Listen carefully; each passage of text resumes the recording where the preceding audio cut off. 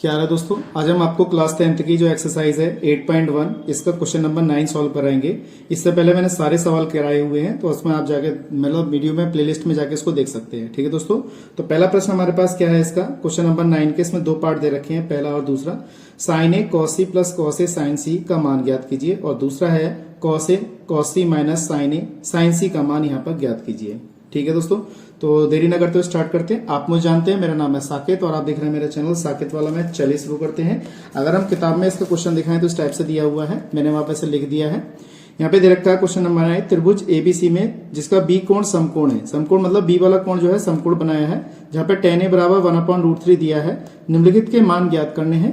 तो यानी कि पहला पार्ट ये वाला sign A cos C plus cos A sign सी, और दूसरा पार्ट दे रखा है cos A cos C minus का साइन ए साइन सी। तो हम करते हैं, इसके आधार पे हम क्या करेंगे, त्रिभुज का निर्माण करेंगे, यानी कि तीनों त्रिभुज की तीनों भुजाएं ज्ञात करेंगे। और ज्ञात करने के बाद साइन और कॉस सी इस सब के मान निकालकर इसमें लगाते हैं। बारी बारी से पहले को सॉल्व करेंगे, फिर दूसरे को सॉल्व करते हैं। ठीक है दोस्तों, तो देरी न करते हुए स्टार्ट करते हैं। कैसे करते हैं देखिएगा। अब हमारे पास यहाँ पे ये चीज दे रखी है, तो इसके आधार पे हम त्रिभुज का निर्माण करेंगे। तो आपको पता होना चाहिए कि tan क्या होता है। तो tan में हमारे पास क्या है, लंब बटे आधार। तो लंब इसके एंगल के आधार पे देखा जाए तो ये लंब होगा, और ये कर्ण होगा, और ये आधार होगा। इस वाले कोण के सामने यानी कि C के सामने, क्योंकि C हमारा यहाँ पे दे रखा है, तो C के सामने का फिर ये लंब हो जाएगा, ये आधार हो जाएगा, ये कर्ण हो जाएगा। ये चीज आपको ध्यान में रखनी है। तो यहाँ पर A के हिसाब से अगर हम देखेंगे तो साइन A बराबर हमारे पास कितना हो जाएगा, लंब बटे आधार। तो लंब कितना यहाँ पे 1 है हमारा, और यहाँ कितना दे रखा है, ये √3 दे रखा है। तो हम इस भुजा को ज्ञात करते हैं। ठीक है, तो कैसे करते हैं देखिएगा। तो सबसे पहले हमने क्या किया है, यहाँ पर इस भुजा को निकाला। तो यहाँ पे AC हमारे पास जो है कर्ण है, तो यहाँ लिखेंगे कर्ण का स्क्वायर बराबर, यहाँ लिखेंगे लंब का स्क्वायर प्लस यहाँ लिखेंगे आधार का स्क्वायर। इस तरीके से लिखा हमने। तो कर्ण हमारे पास दे रखी है AC स्क्वायर, लंब कितना दे रखा है BC स्क्वायर, आधार कितना दे रखा है हमारा AB स्क्वायर। इस तरीके से दिया हुआ है। तो AC जो है हमारे पास हमें ज्ञात करनी है, AC स्क्वायर भुजा हमें ज्ञात करनी है। BC का मान हमारे पास 1 दे रखा है, और AB का मान हमारे पास कितना दे रखा है, इतना √3 का स्क्वायर यहाँ पे वो दिया हुआ है। उसके बाद अगर हम देखें तो AC स्क्वायर बराबर हम देखेंगे 1 का स्क्वायर 1 ही होगा, और वर्क करने पे रूट हट जाता है तो रूट हट जाएगा। तो AC स्क्वायर बराबर 4 हो जाएगा, और AC बराबर √4, और AC का मान हमारे पास कितना आ जाएगा, 2 आ जाएगा। तो हमने क्या किया, कर्ण का मान यहाँ पे ज्ञात कर लिया। तो कर्ण देखा है हम यहाँ पर, तो कर्ण हमारे पास जो होगा वो कितना आ जाएगा दोस्तों, 2 आ जाएगा। कर्ण कितना आ जाएगा यहाँ पे हमारे पास, 2 आ जाएगा।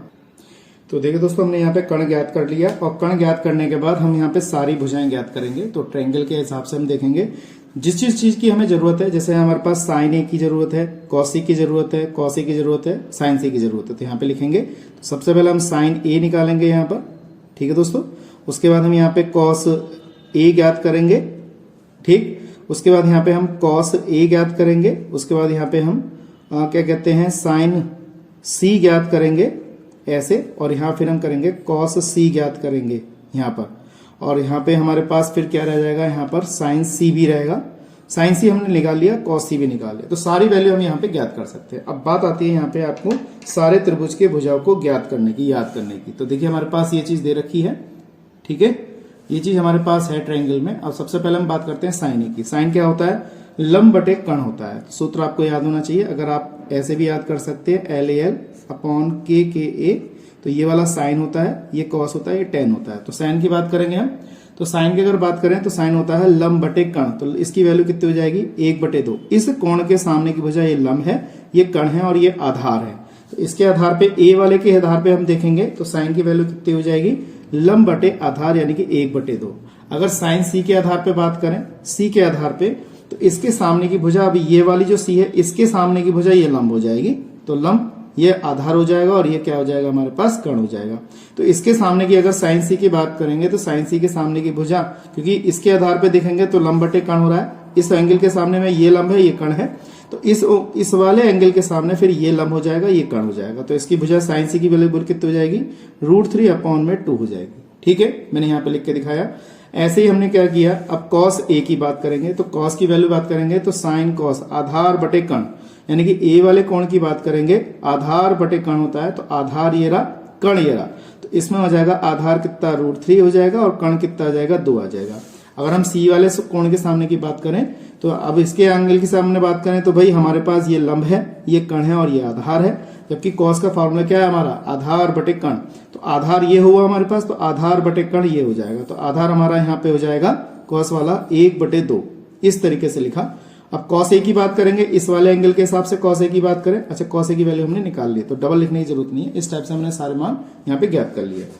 अब हम पहला पार्ट इसका जो है हल करेंगे। पहला पार्ट हमारे पास क्या है, यहाँ पर पहला पार्ट जो दे रखा है वो दे रखा है, देखिएगा साइन ए और यहाँ पे कॉस सी दिया है, प्लस का कॉस ए इंटू साइन सी दिया हुआ है। तो हमने क्या किया, इसको यहाँ पे लिखेंगे और इसको सॉल्व करते हैं। अब देखिए सारी वैल्यू हमारे पास है। साइन ए की वैल्यू कितनी है हमारे पास, 1/2 है। कॉस सी की वैल्यू हमारे पास कितनी है, 1/2 है। कॉस ए की वैल्यू कितनी है हमारे पास, यहाँ पे √3/2 दे रखी है।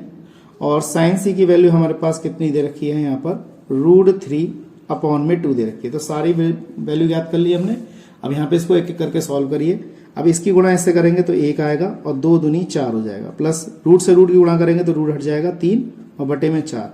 इसमें हो गया एलसीएम ले लेंगे तो 1 + 3/4, तो हमारे पास 4/4 कैंसिल करने के बाद कितना आएगा, 1 आएगा। यही हमारा क्या है इसका आंसर।